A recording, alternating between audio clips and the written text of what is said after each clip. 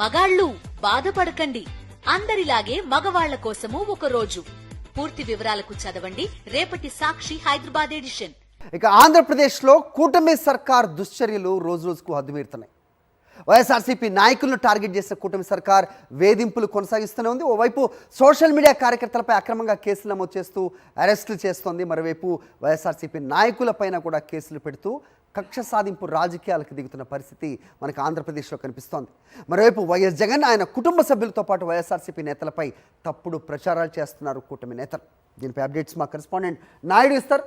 నాయుడు, చెప్పండి, రాష్ట్రంలో పరిస్థితి రోజు రోజుకు దిగజారుతున్నవైనా మనం చూస్తున్నాం. సో కొంతమంది నేతలకైతే ప్రతిరోజు కూడా 41A నోటీసులు, మరికొంతమందికి ఒక జైలు నుంచి ఇంకో ప్రాంతానికి తరలింపు, ఈ రకంగా జరుగుతోంది. 3rd డిగ్రీ కూడా ప్రయోగిస్తున్నారంటూ కూడా అందరూ కూడా వాపోతున్న పరిస్థితి. ఏం జరుగుతోంది, అప్డేట్స్ ఏంటి?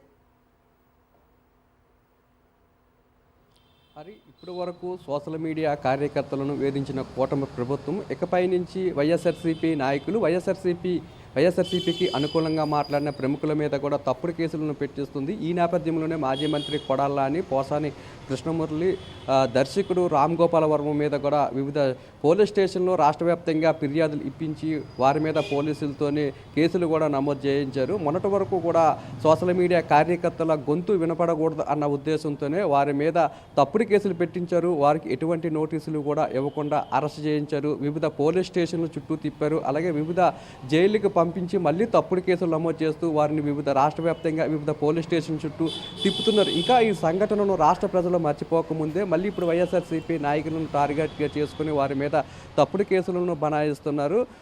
మాజీ మంత్రి కొడాల నాని మీద విశాఖపట్నంతో పాటు రాష్ట్ర వ్యాప్తంగా వివిధ ప్రాంతాల్లో కేసులు నమోదు చేయించారు. అలాగే పోసాని కృష్ణమురళి మీద కూడా, రామ్ గోపాల్ వర్మ మీద కూడా అనేక ప్రాంతాల్లో కూడా ఈ తప్పుడు కేసులు నమోదు చేస్తున్నారు. అంటే ఈ తప్పుడు కేసులు నమోదు చేయించడానికి బడుగు బలహీన వర్గాల వారిని అలాగే విద్యార్థులను పావులుగా వాడుకుంటున్నారు. తమ రాజకీయ క్రీడలో వారిని బలిపశువులుగా చేస్తున్నారు. దీనంటికి ప్రధాన కారణము కూటమి ప్రభుత్వం అధికారంలోకి రాకముందు అమలుగానే హామీలతో ప్రజలను మోసం చేసింది. అధికారంలోకి వచ్చిన తర్వాత సూపర్ 6 పథకాలన్నింటినీ కూడా అమలు చేస్తామని చెప్పింది. 100 రోజుల్లోనే ప్రభుత్వ పాలన మీద ప్రజల నుండి వ్యతిరేకత పెరిగింది. ప్రజలు ఎక్కడికక్కడ కూటమి నాయకులను నిలదీసే పరిస్థితి కనిపిస్తుంది. దీని నుంచి ప్రజల దృష్టిని మరల్చడం కోసము ముందుగా సోషల్ మీడియా కార్యకర్తలను టార్గెట్గా చేసుకున్నారు. ఇప్పుడు ఎవరైతే యాక్టివ్గా ఉన్నారో వైఎస్ఆర్సీపీ తరఫున అటువంటి రాజకీయ నాయకులను టార్గెట్గా చేసుకుని రాష్ట్ర వ్యాప్తంగా వివిధ పోలీస్ స్టేషన్లో వారి మీద కేసులు నమోదు చేస్తున్నారు.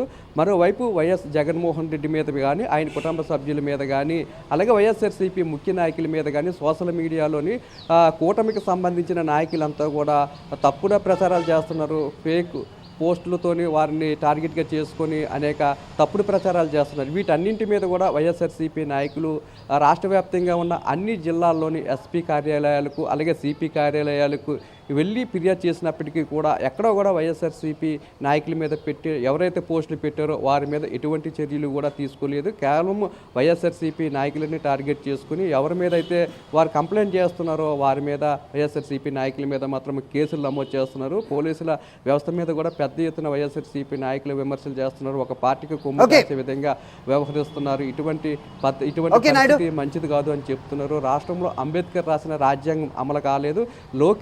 లోకేష్ రాసుకున్న రెడ్ బుక్ రాజ్యాంగం మాత్రమే అమలు అవుతుందని చెప్పి వైఎస్ఆర్సీపీ నేతలు విమర్శిస్తున్నారు. హరి రైట్ నాయుడు, చంద్రబాబు, లోకేష్, పవన్ కళ్యాణ్పై అనుచిత వ్యాఖ్యలు చేశారంటూ తప్పుడు ఫిర్యాదులు చేస్తూ ఈ కేసులు బనాయిస్తోంది.